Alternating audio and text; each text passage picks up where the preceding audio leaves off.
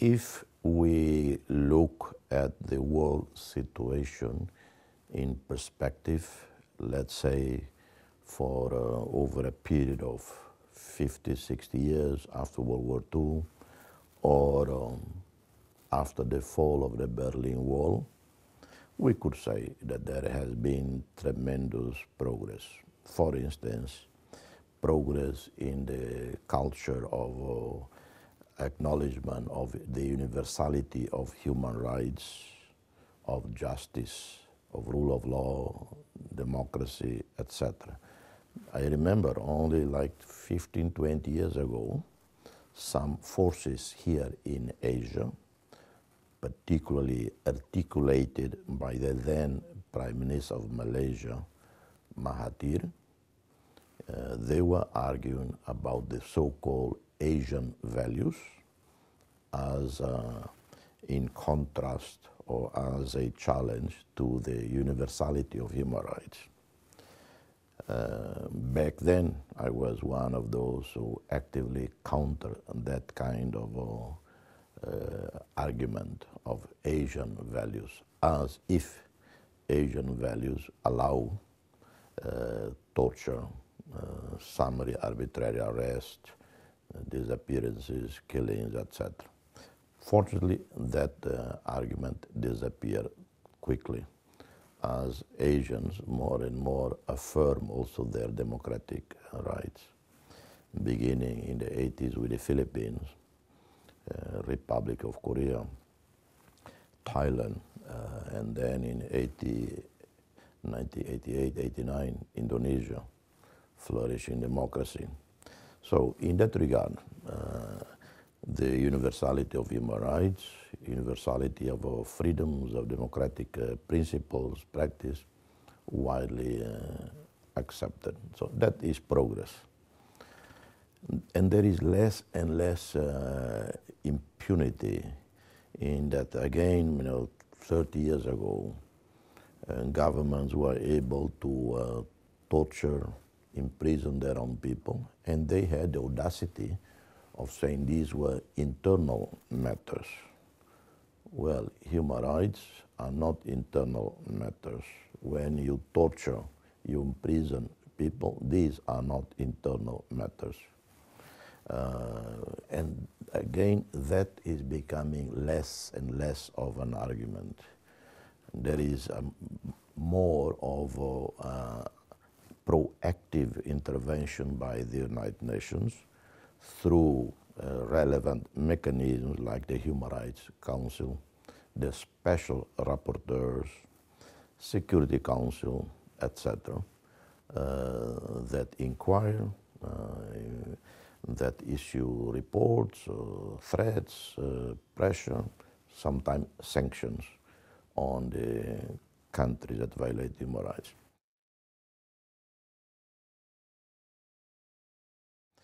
On the issue of wars, unfortunately, that has been more or less unabated. Again, if we look at the historical perspective, maybe there has been improvement, obviously, if you compare World War II. But even if we compare with the 60s and 70s, we had extraordinary violence. Cambodia, the killing fields. We had the Balkans War in the 90s. We had Rwanda in 94. Or even before that, we had a war of partition of independence of Bangladesh. 2 to 3 million people killed in less than 1 year. So compared with all of that, of what happened 20, 40 years ago, situation is much, much better. But we still have the ongoing problem in Congo and Southern Sudan, conflict with the north. Darfur is not over in terms of the displaced refugee people. And the problems in North Africa, in the Sahel region, and not to mention in Asia, Afghanistan, instability and uncertainty in Afghanistan in 2014 onwards, following the withdrawal of the US and NATO. And Pakistan, tremendous instability and challenges there. Bright spots, Myanmar. Still, they have taken few steps out of many hundreds of steps they have to take, but at least few steps in the right direction. But we still have the great danger of North Korea. Highly unpredictable, one of the worst, I would say, in our lifetime, today in this 21st century. North Korea is the single most anachronistic regime on the face of the earth. I don't know whether it can be comparable to any other regime except maybe to Khmer Rouge in Cambodia, with the exception that Khmer Rouge didn't have nuclear weapons. And we don't know much of the scale of the suffering in North Korea, as we didn't know in the beginning in Cambodia. Then when we found out too late, it was horror. Well, I hope we will not find out that after all millions died of killing and starvation in North Korea. And the fact is there is very little we can do about it. The US, Japan, Republic of Korea and others have been doing their very best to try to A, persuade North Korea to abandon nuclear weapons, B, to open up, at least for humanitarian. China is doing more than it's given credit for. I have ongoing conversations with the Chinese, and I know behind the scenes, in the Chinese way, they also, they don't tell it publicly, but they share the concerns of the United States and others in relation to the unpredictability of North Korea, because it is their neighbor, so they have to handle it with extra care. So that's where we are. Some very good notes, but some that is still of tremendous concern.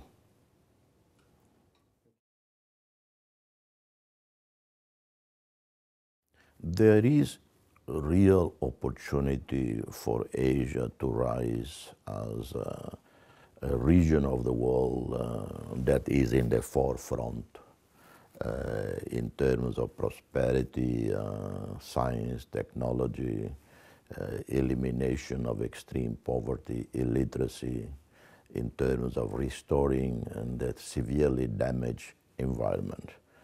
Our rivers, forests, the seas, all of that.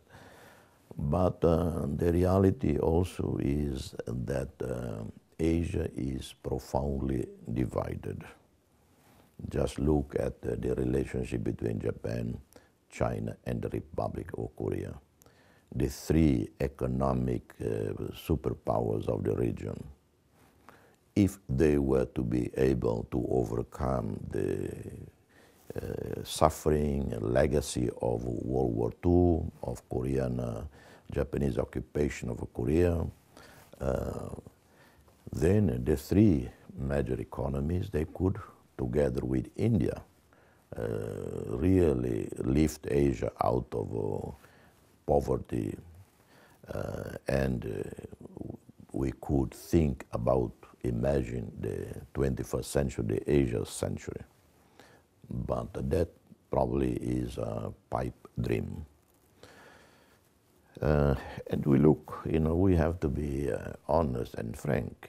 India, it possesses nuclear weapons, where the weapons are targeted at, not at Europe, not at the United States, it targets at its neighbor, brother, cousin, Pakistan. And where are the Pakistani nuclear weapons targeted? Not at Russia, not at China or United States, it targets at India. Then we have an almost insurmountable border, land border, maritime border disputes. We have almost insurmountable ethnic and religious conflicts, tensions. Uh, so long before Asia as a whole can dream of becoming that, this is the Asia century, we have to get over issues like Stone Age beliefs that still pervasive in parts of Pakistan, Afghanistan, even India. In Pakistan and India, in Afghanistan, where we hear most about the attempts by radical religious groups at negating the dignity of half of the population, women. We know the specific instances that happen time and again. These are not only the issues that appear in the media. The many tens of thousands of women who are abused in Afghanistan, in Pakistan. Then in India, you have the caste system.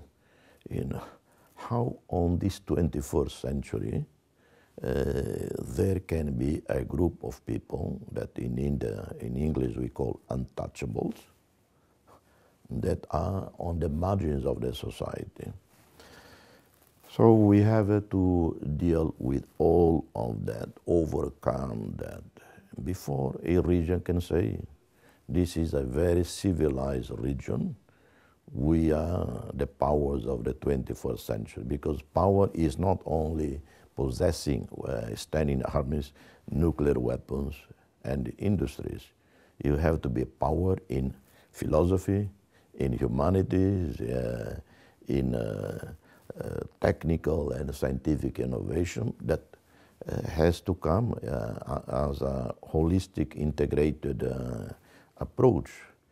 You have to free all human beings, so it is, that's why I'm a bit skeptical. And when I hear some academics in Asia talk about the rising Asia, well, I would prefer to think that yes, there is a chance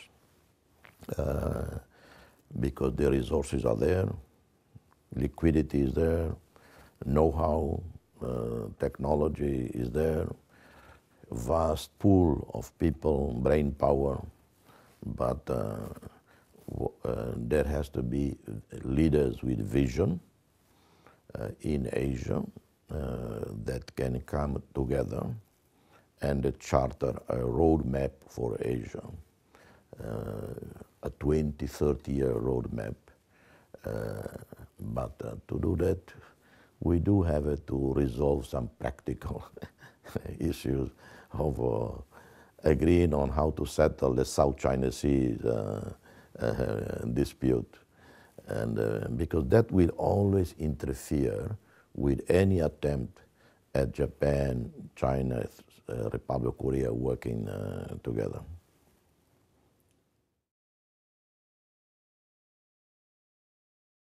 In view of the political constraints in Asia, but also in the rest of the world, governments are short-lived, or governments have short vision, the immediacy of elections. No one does really think about 30 years ahead what the country, Asia, should look like. But then I would say that there is, in this 21st century, policy making and diplomacy are no longer prerogatives of elected or unelected politicians. Civil society, individuals, intellectual thinkers have a greater say, influence today in shaping national policies and foreign policies. So I believe that Asian people, civil society, could force the hand of the governments to adopt a common strategy. Because I believe such a common strategy that deals with elimination of extreme poverty, of elimination of illiteracy, increasing expenditure on education from childhood to university level, scientific, vocational level. a roadmap on environmental issues, to clean up our rivers, to clean up the lakes, to plant trees, to clean up our seas, restock marine life, corals, all of that. You don't have to have a agreement on other issues before we do it. We still can have unresolved border disputes, maritime border disputes, we can have all of that. But we go for what everybody agree. We set up a fund, an Asian fund on environment and sustainable development, led by countries with more money, China, Japan, Korea, India, etc. There is know-how, so let's work together. And such an exercise could create such a good atmosphere that will make resolution of border disputes easier. So that's how I see it. But I know also that when you're dealing with governments, politicians, it's extremely difficult to provoke new thinking and new policies unless they are forced to. They can be forced to by the power of public opinion, by civil society, when civil society is organized and put pressure and put forward the ideas.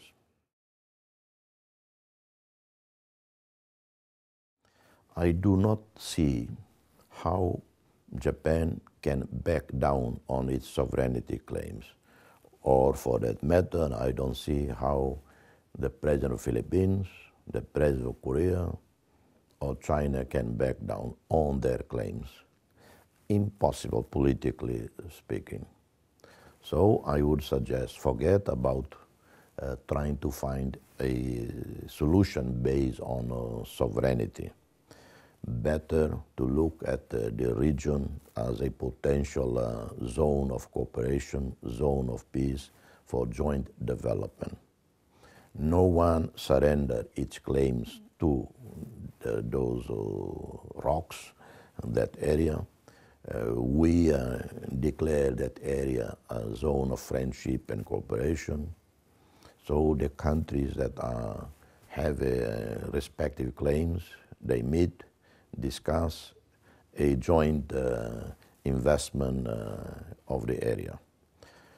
If there is a lot of oil and gas, maybe that's the reason why they are fighting, they should jointly explore if they need that.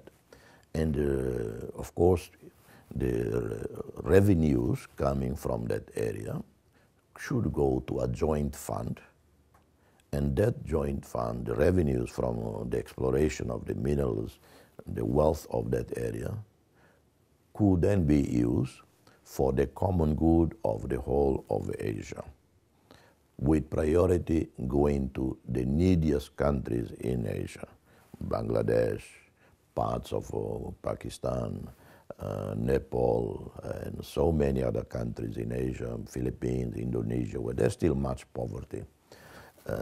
So that's how they should look at it, rather than thinking that there can be a agreement on sovereignty. I hear about alternatives, International Court of Justice, arbitration, adjudication, assuming in the unlikely scenario that one of the parties, let's say China, agree, we go to the International Court of Justice. And what if the ruling is not in favor of China?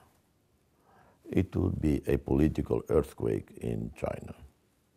So better that for the many, many years to come, decades to come, let's not deal with the issue of sovereign claims. Let's see how we can turn the area either for joint development or no development at all. We don't touch the bottom of the sea. And what we try to do is to make that a peaceful area, try to replenish the fish stock in that area for the benefit of all the countries concerned. Our experience is particularly relevant to Japan, to China, to the Republic of Korea, particularly relevant to Myanmar, relevant to Thailand. We had 24 years of occupation by Indonesia. 100,000 to 250,000 people died.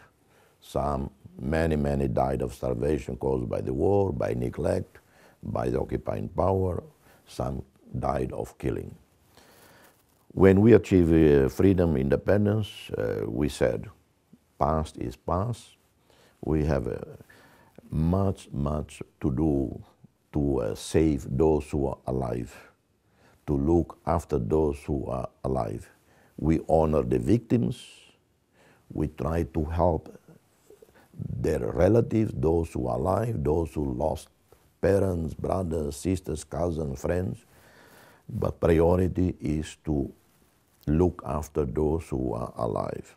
We have to heal the wounds of a traumatized people, traumatized from the visions of the past, traumatized by their experience, but we also have to heal the wounds with Indonesia. If we want secure borders, if we want to be integrated in the region, to have a normal diplomatic relation with all, to be able to have partnerships, cooperation with the rest of the region, we have to manifest with Indonesia. Indonesia is far too important.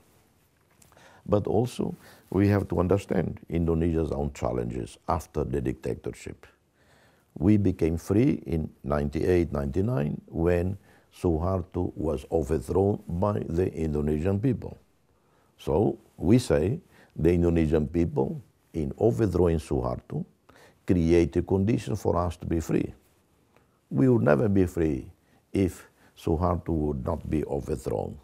Who would go to invade Indonesia or East Timor to free us?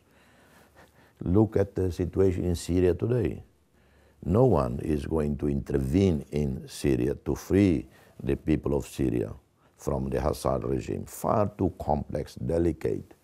And I totally agree with President Obama, the Americans, the Europeans, need to be prudent. You know, you cannot just intervene in a situation where you could only exacerbate it for everybody else. So in East Timor, Indonesia was the same. So we understood Indonesia's challenge in the post-dictatorship. And so we concentrate in healing the wounds internally. That has been tremendously successful.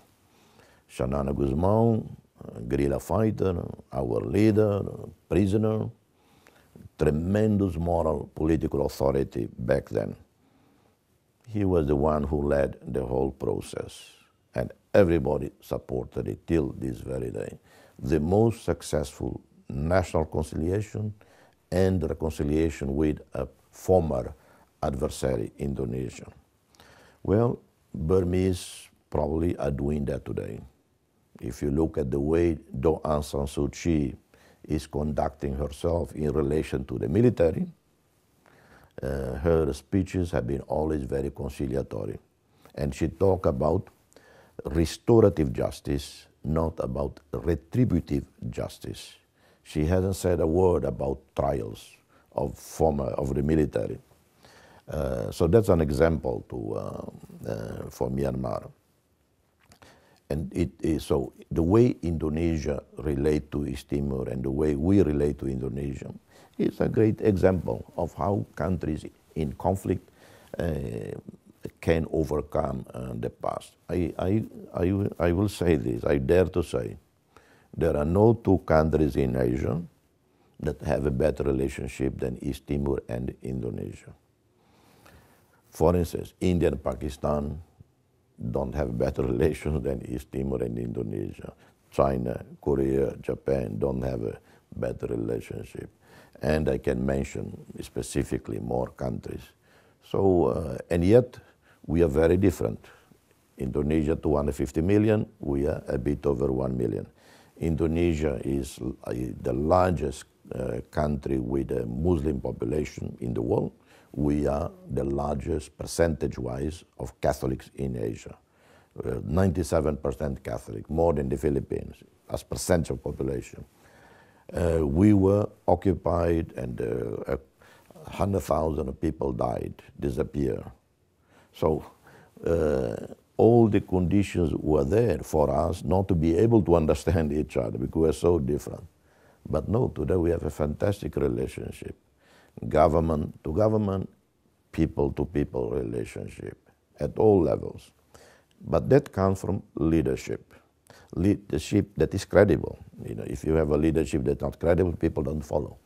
But Shannon Guzmão, myself, and other leaders, we share the same philosophy.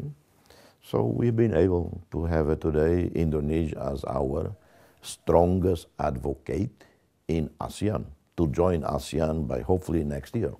If we are not joining next year ASEAN, it's not Indonesia's fault, it's our fault, because we East Timorese, we a bit have this habit of doing things last minute. We are very good at improvising.